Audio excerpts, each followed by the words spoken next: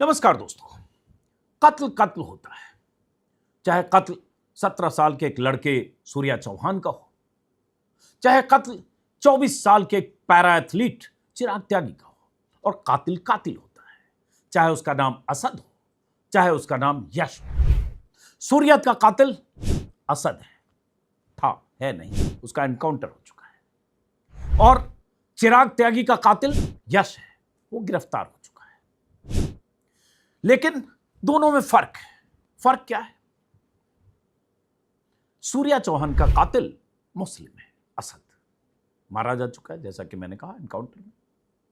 और चिराग त्यागी का कातिल यश है। सूर्या को लेकर बहुत जबरदस्त आउटरीच है, उसमें हिंदू मुस्लिम का एंगल है। और चिराग त्यागी जो अंतर्राष्ट्रीय स्तर का पैरा एथलीट था, एक होनहार युवा था, दुनिया में हो सकता है उसका बहुत बड़ा नाम होता अगले कुछ सालों में।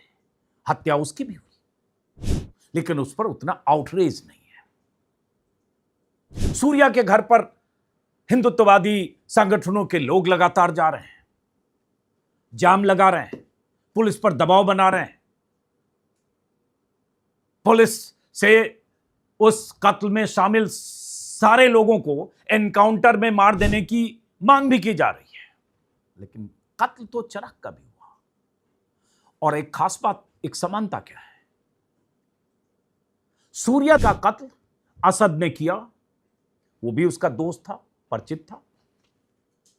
चिराग त्यागी का कत्ल यश ने किया, वो भी उसका दोस्त और परिचित था। बस जैसा कि मैंने कहा, फर्क है।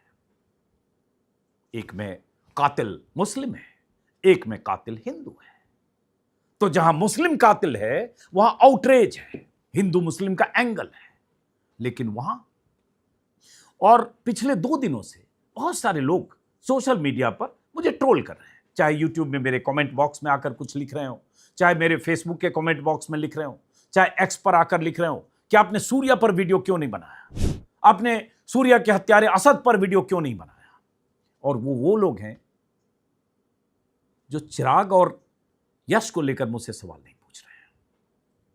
तो मैं इन दोनों की कहानी और क्या घटना है संक्षिप्त में बताने के साथ उस मंशा के भी बारे में बात करता हूं, जिस मंशा से हम जैसे लोगों पर सवाल उठाने वाले लोग खुद अपनी असलियत सामने रख देते हैं।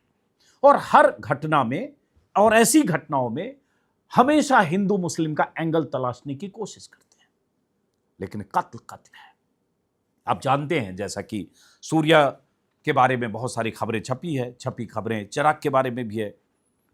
सूर्या गाजियाबाद के खोड़ा इलाके का रहने वाला एक लड़का, 17 साल का था। उसे बकरीद के दिन कुर्बानी दिखाने के लिए, या कैसे होती है कुर्बानी इस नाम पर, उसका परिचित दोस्त जो भी कहें, असद उसे बुलाकर ले गया या उसे बुलाया अपने मोहल्ले में। और वहाँ दोनों में कुछ विवाद हुआ। और उसके बाद असद और उसके साथ 2-4 लोगों ने गली में घेर कर सूर्या को चाकुओं से गोद दिया। उसका कोई वीडियो भी है, सीसीटीवी फुटेज भी है, तमाम सबूत भी है। उसके बाद सूर्या की मौत हो गई। असद और उसके परिवार वाले और उसके दोस्तों के नाम एफआईआर दर्ज हुई। पुलिस की तरफ से खबर आई कि असद फरार होने की कोशिश कर रहा था। और उसके बाद असद को शनिवार देर रात सूचना मिली कि असद खोड़ा में अपने दोस्त से मिलने आने वाला है। ऐसे में पुलिस ने चेकिंग शुरू कर दी। वसुंधरा में अपने साथी के साथ बाइक पर आता दिखा, रुकने का इशारा किया गया, उसने पुलिस टीम पर गोली चलाई। और उसके बाद जवाबी कार्रवाई में, पुलिस की कार्रवाई में असद गोली लगने से घायल हुआ और उसके बाद अस्पताल में भर्ती कराया गया, जहां उसकी मौत हो गई। मतलब असद का एनकाउंटर कर दिया गया। सूर्या के परिवार वाले कह भी रहे थे कि असद का एनकाउंटर करो। सूर्या के घर पर जो राइट विंग के जितने लोग, हिंदुत्ववादी संगठनों के लोग पहुंच रहे थे, वो लगातार ये मांग कर रहे थे। तस्वीरें देख रहा हूं कि खोड़ा में पीड़ित परिवार से मिलने पहुंचे वीएचपी के केंद्रीय महामंत्री बजरंग बांगड़ा, स्थानीय सांसद भी शायद गाजियाबाद के, कैबिनेट मंत्री सुनील शर्मा, सांसद अतुल गर्ग, ये सारे लोग उसके घर पहुंचते रहे। बहुत सारे हिंदुत्ववादी संगठनों की तस्वीरें हैं। खोड़ा में हत्या के मुख्य आरोपित को मुठभेड़ में मारे जाने के बाद उमड़ी लोगों की भीड़ और लगातार हंगामा, जाम और हत्या के बाद तनाव की तस्वीरें आती रही और हिंदुत्ववादी संगठनों ने बढ़ चढ़कर इस प्रदर्शन में और इसमें हिस्सा लिया। उसी में खबर यह भी है कि एनकाउंटर की मांग की जा रही थी सूर्या के परिवार वालों की तरफ से भी, और ये भी कि उसको किसी सूरत में गिरफ्तार किया जाए और उसको उसके किए की सजा मिले। सजा आमतौर पर होना ये चाहिए कि सजा कानून देता है और उसके लिए अदालतें हैं, न्यायालय है, प्रक्रिया है, पुलिस जांच है, चार्जशीट है, गवाही है। लेकिन एनकाउंटर में असद मारा गया। अब उसके मारे जाने के बाद भी यह मामला अभी चल रहा है, क्योंकि अभी 3, 4, 5 और आरोपी हैं, उन्हें गिरफ्तार भी किया गया, उनके पिता को भी, उनके और दोस्तों को भी। और इसमें कोई शक नहीं कि बहुत जघन्य तरीके से सूर्या को गली में मारा गया बुलाकर। हालांकि कहा जा रहा है दोनों के बीच कोई विवाद था, पहले से कुछ तनातनी भी थी। कहा गया विवाद सुलझाएंगे, इसलिए सूर्या को बुलाया गया और तयशुदा ढंग से प्री प्लान्ड हो सकता है या जो भी था। उसके बाद सूर्या की हत्या गली में हुई और जैसा कि मैंने कहा उसका सीसीटीवी फुटेज है। लेकिन दूसरी कहानी क्या है? चिराग त्यागी के बारे में पता चल रहा है, जैसे आज ही अमर उजाला ने छापा है, बदले की आग में झुलसी दोस्ती, भरोसे का कत्ल। दिल्ली में अंतर्राष्ट्रीय पैरा एथलीट चिराग को साथ लेकर गाजियाबाद आया था दोस्त यश, और 1.5 साल पहले राष्ट्रीय प्रतियोगिता के लिए आयोग घोषित होने के बाद से यश को अपने दोस्त से रंजिश थी और उसके बाद उसने उसको बुलाया। खबर जो अमर उजाला में देख रहा हूँ, ACP के मुताबिक कि मुरादनगर के रावली रोड निवासी यश और चिराग में दोस्ती थी, करीबी दोस्त थे, दोनों एक साथ प्रैक्टिस करते थे, एक दूसरे के घर आते जाते थे। बेंगलुरु में 8वीं इंडियन ओपन पैरा एथलेटिक्स प्रतियोगिता में गोल्ड और सिल्वर जीतने के बाद चिराग के दिल्ली पहुंचने पर यश शनिवार को तड़के उनसे मिलने गया और उसके बाद पदक जीतने पर बधाई दी। अक्सर आते जाते थे, इसलिए परिवार वालों को कोई शक नहीं हुआ, चिराग को भी कोई शक नहीं हुआ। और उसके बाद दोनों दिल्ली से कैब में सवार होकर निकले और करीब 11 बजे साईं उपवन पहुंचे और यश ने चिराग से कहा कि उसे एक परिचित से 50,000 रुपए लेने हैं और इन्हीं रुपयों से वो उसकी उधारी चुका देगा, उसकी कुछ उधारी रही होगी। और इस बहाने वो चिराग को उपवन के भीतर ले गया और उसके बाद ACP ने बताया कि उपवन में दोनों टहलते हुए बातचीत करने लगे। इस दौरान चिराग कुछ कदम आगे निकल गया। मौका देखते यश ने पीछे से उस पर गोलियां चला दी और पोस्टमार्टम रिपोर्ट में 2 गोलियां लगने की पुष्टि हुई और उसके बाद हत्या के बाद आरोपी घर पहुंच गया, पुलिस ने पकड़ा और उसके बाद पूरी कहानी आ गई। चिराग त्यागी कई राष्ट्रीय और अंतर्राष्ट्रीय प्रतियोगिताओं में भारत का प्रतिनिधित्व कर चुके थे। हाल में उनका चयन अंतर्राष्ट्रीय टीम में हुआ था और अक्टूबर में उन्हें भारत की ओर से जापान में एशियन पैरा गेम्स में प्रतियोगी के तौर पर भाग लेने जाना था। इससे पहले उनकी हत्या कर दी गई। पूरा गांव गम में डूबा है, परिवार वाले इंसाफ की मांग कर रहे हैं। खबर यही पुलिस जांच में कि हत्या में इस्तेमाल की गई जो पिस्टल है वो 15 दिन पहले यश ने 50,000 में खरीदी थी। इसका मतलब ये हुआ कि यश ने प्री प्लानिंग के साथ चिराग त्यागी, एक युवा एथलीट की, एक होनहार ऐसे खिलाड़ी की जो भारत का नाम रोशन करता, उसकी हत्या कर दी। अब उसने खबरों में देख रहा हूं कि उसने कबूल भी कर लिया। पुलिस के मुताबिक आरोपी यश खटीक ने कबूल कर लिया है कि उसने दोस्ती और भरोसे का कत्ल किया है और 1.5 साल से रंजिश चल रही थी, जलन, ईर्ष्या और जो भी वजह, पुलिस जांच में आगे पता चली। अब आते हैं असद पर कि असद के बारे में जो खबर है कि 28 मई को, अब दोनों घटना में 2 दिन का फर्क है। सूर्या की हत्या हुई 28 तारीख को, चिराग त्यागी की हत्या हुई 30 मई को। 28 मई को असद ने सूर्या को फोन करके बकरे की कुर्बानी दिखाने के लिए बुलाया। सूर्या वहां पहुंचा, उसके बाद वहां किसी पुराने विवाद पर गली में बहस होने लगी, जो आज तक और भी जगह मैं खबर देख रहा हूं बहस होने लगी। उसके बाद उसी में ये खबर है तय स्थान पर पहुंचा, मौजूद युवकों ने वहां उसको घेर लिया और ताबड़तोड़ हमले कर दिए। इसमें कहा गया कि सूर्या को उसके कुछ पुराने मुस्लिम परिचित युवकों ने बातचीत और विवाद सुलझाने के लिए बुलाया था। ये बातचीत और विवाद क्या है मुझे नहीं पता, लेकिन कहा जा रहा है कि परिचित थे, बुलाया और उसके बाद घेर कर उसको मार दिया और हमला करते हुए, चाकू से मारते हुए, ये सब दिख रहा है।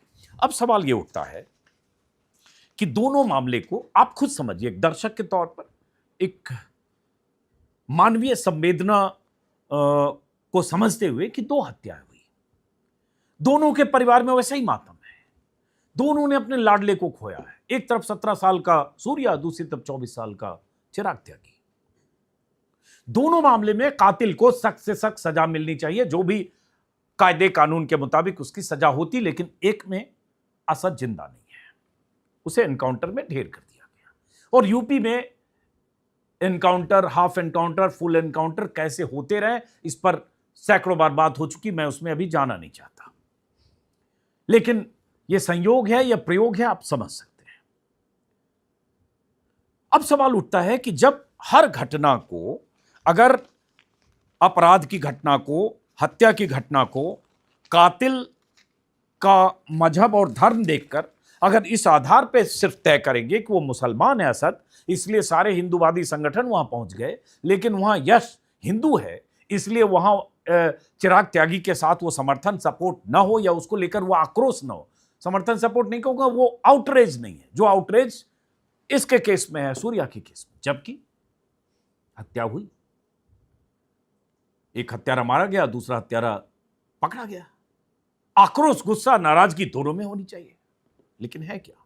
मुझे ट्रोलिंग इसलिए आप कर रहे हैं क्या, या करते क्या, कि चिराग पर आपने वीडियो क्यों नहीं बनाया? क्योंकि आमतौर पर आपराधिक मामलों पे वीडियो कम बनाता हूं, वक्त कम होता है, अकेले आप कितना कर सकते हो, नहीं कर सकते। एक्चुअली संजोग से मैंने 3 दिन से कोई वीडियो भी नहीं बनाया। परसों शाम को बंगाल पे बनाया, उसके पहले 2 दिन मैंने वीडियो ही नहीं किया। मेरे यूट्यूब पर जाकर देख सकते हो। अपनी कुछ और व्यस्तताएं, कुछ और वजह हो सकती है।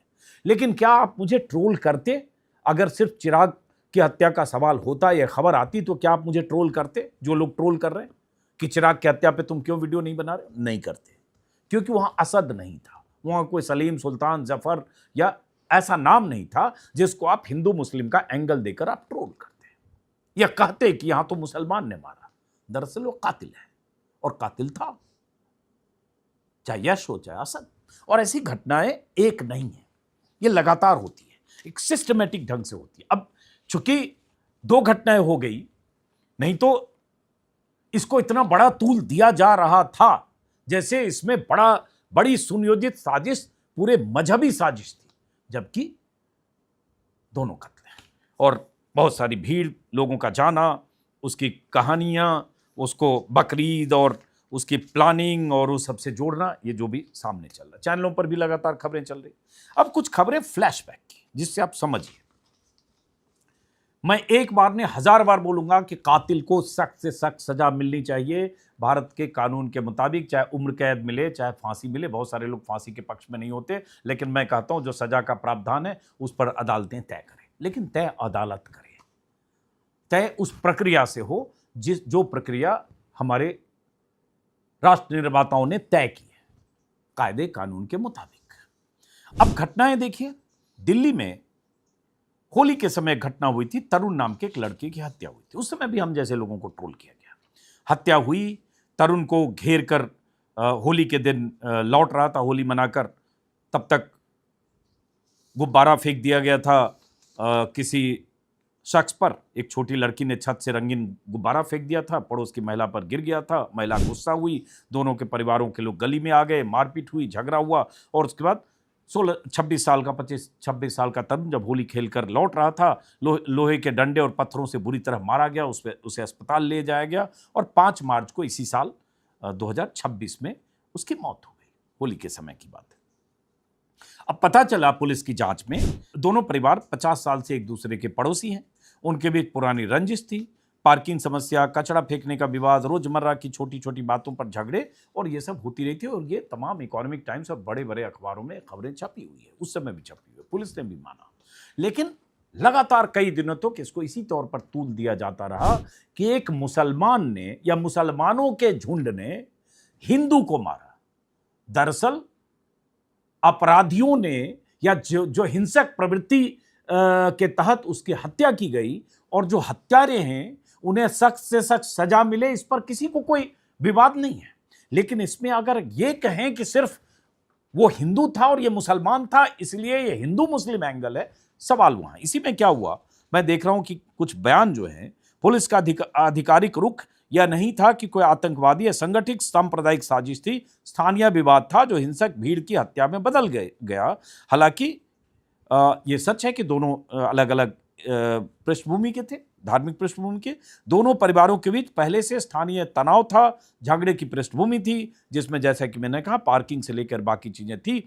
और दिल्ली पुलिस की चार्जशीट में भी यह कहा गया है कि हत्या कोई पूर्व नियोजित साजिश नहीं थी, विवाद अचानक झगड़े से बढ़ा। लेकिन उस समय भी तमाम हिंदू संगठनों ने, बीजेपी नेताओं ने, वीएचपी के नेताओं ने इसको मुस्लिम भीड़ द्वारा एक हिंदू की हत्या के तौर पर ही इसको प्रसारित और इसी तरह के नैरेटिव सेट करने की कोशिश की। तरुण एससी समुदाय का था। चार्जशीट में जो पुलिस ने कहा, जो मैंने बताया। ऐसी घटनाओं की एक लंबी लिस्ट है जो बीते खासतौर से 10 सालों की लिस्ट है। कोई भी हत्या होती है, किसी की भी हत्या होती है, तो हत्यारों को सख्त सजा दिलवाने का काम पुलिस का है। चार्जशीट और तमाम जो सबूत जुटाने का काम अदालत का काम है, उसके आधार पर सजा मुकर्रर करने का। इस तरुण के मामले में भी हुआ था। प्रदर्शन हुए, विरोध हुए, हंगामा हुआ, बजरंग दल, वीएचपी के तमाम लोग जुटते रहे, सड़क जाम और तनातनी की नौबत लगातार बनी रही, क्योंकि उसमें एक मुस्लिम एंगल था। इसी तरह से मैं खबरें ऐसी देख रहा था। अब जैसे सीमापुरी में 2023 की थोड़ी पुरानी घटना है कि ऐसे हर्षित भारद्वाज की चाकू गोद कर हत्या कर दी गई। मारने वाला, हत्या करने वाला या उस पर चाकू से हमला करने वाले का नाम शादाब था। हालांकि वो जिंदा बच गया। दोनों में झगड़ा हुआ और उसके बाद इस झगड़े का भी एक बैकग्राउंड है। और उसके बाद झगड़ा इतना बढ़ गया, दोनों पक्षों ने चाकू चलाए। हर्षित को बुरी तरह से चाकू मारा गया, उसे हॉस्पिटल ले जाया गया, डॉक्टर ने मृत घोषित किया। शादाब को भी चाकू लगा, उसका इलाज चल रहा था। और उसके बाद पुलिस ने कहा, शाहदरा के deputy commissioner of police Rohit Meena ने, कि यह व्यक्तिगत झगड़े की घटना थी। शुरू में नाबालिगों के बीच थप्पड़ मारने वाली छोटी बात से शुरू होकर हत्या तक पहुंच गई। सोशल मीडिया या अन्य जगहों पर सांप्रदायिक रंग देने की कोशिश नहीं हुई, क्योंकि पुलिस ने इसे इनकार कर दिया था, वरना उस समय भी होता। इसी तरह की एक घटना मंगोलपुरी में हुई, आउटर इलाके में। रिंकू शर्मा नाम के एक 25 साल के लड़के की चाकू गोद कर हत्या कर दी गई, एक बर्थडे पार्टी में। इसमें भी रिंकू शर्मा और उसके कुछ दोस्त बर्थडे पार्टी में थे। रेस्टोरेंट बंद करने को लेकर बहस हुई, बहस बढ़ी तो रिंकू को चाकू मार दिया गया, मौके पर मौत हो गई। पुलिस ने 4 लोगों को गिरफ्तार किया, दानिश, इस्लाम, जाहिद और मेहताब। और उसके बाद इसमें भी पुलिस ने साफ कहा कि कोई सांप्रदायिक मामला नहीं था, कोई झगड़ा था। वो झगड़ा रेस्टोरेंट और उससे दुकान से जुड़ा हुआ था। सभी आरोपी और मृतक एक दूसरे को जानते थे, एक ही इलाके में रहते थे।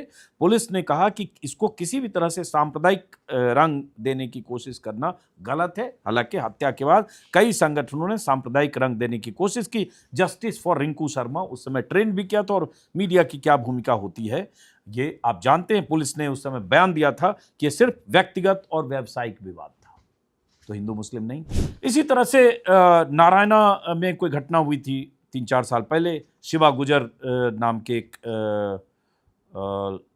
हिंदू युवक को मुस्लिम समूह ने मार दिया, ऐसा कुछ हुआ था। लेकिन उस समय भी एसएचओ के हवाले से कहा गया कि जांच में सांप्रदायिक मकसद नहीं मिला। पुलिस के मुताबिक मामला व्यक्तिगत झगड़े और स्थानीय विवाद से जुड़ा था।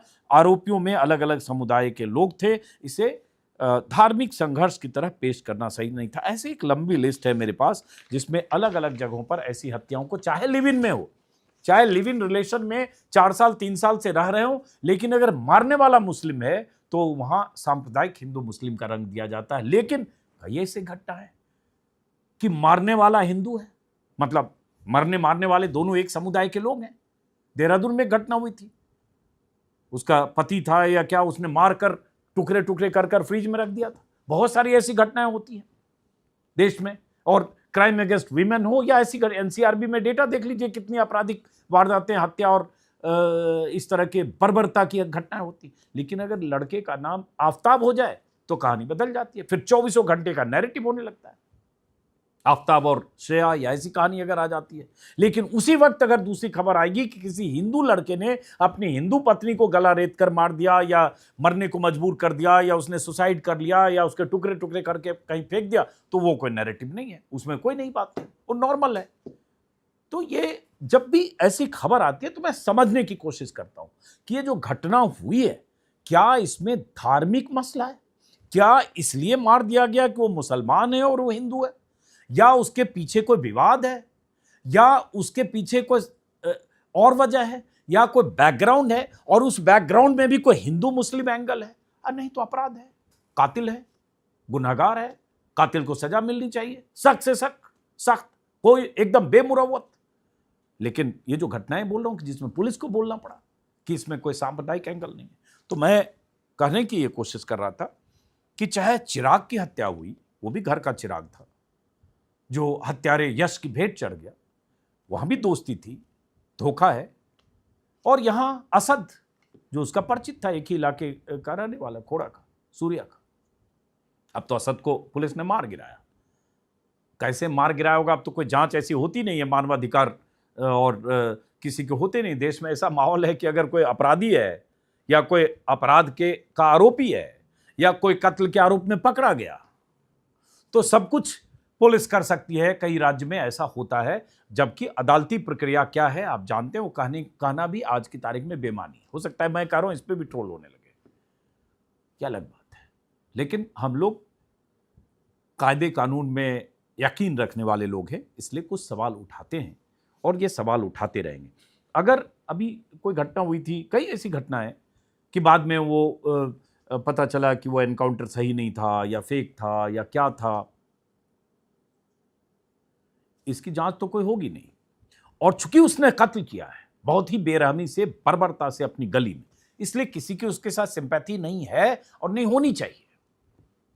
लेकिन बात कायदे कानून और ट्रोलिंग की, क्या आप सेलेक्टिव होते हैं? हम नहीं, हमने दोनों की बात की। दूसरी बात, जैसा कि मैंने कहा, आमतौर पर क्राइम की घटनाओं पर मैं वीडियो कम बनाता हूं, सब चीज नहीं बना सकता, मेरी अपनी सीमाएं हैं, इसलिए कई बार कोई चीज मिस भी कर सकती है। और दूसरी बात कि जिस तरह से आप एक सोच लेकर चलते हैं कि अगर मारने वाला मुसलमान है तो ये हिंदू मुसलमान ही एंगल है सिर्फ नाम की वजह से, मैं उस सोच से तय नहीं करूंगा। तो बहरहाल इस वीडियो को यहीं खत्म करते हैं। बहुत सारे संगठन इसमें लगे हुए हैं, लगे रहेंगे, उन सबको मुबारक। मुझे जो ट्रोल कर रहे हैं उनको भी मुबारक। और उसी में खबर, एक अखबार में मैं ये भी देख रहा हूं कि फरीदाबाद में बी फार्मा के छात्र की हत्या पलवल इलाके में, और इसमें परिजनों ने 7 को नामजद किया है। 29 मई को योगेश की हत्या उसके दोस्त गौरव नाम के शख्स ने कर दी है। हत्या यहां भी हुई। कुछ दोस्त योगेश को नहाने के बहाने घर बुलाकर ले गए, जिसके बाद वो नहीं लौटा। तो हत्यारा यहां गौरव है, कोई बवाल नहीं है। एक अखबार के पहले पन्ने पर एक सिंगल कॉलम में 5 लाइन की खबर छपी है। और अगर उस योगेश की जगह किसी सुलेमान का नाम होता, किसी अब्दुल का नाम होता, तो सोचिए क्या होता। नमस्कार।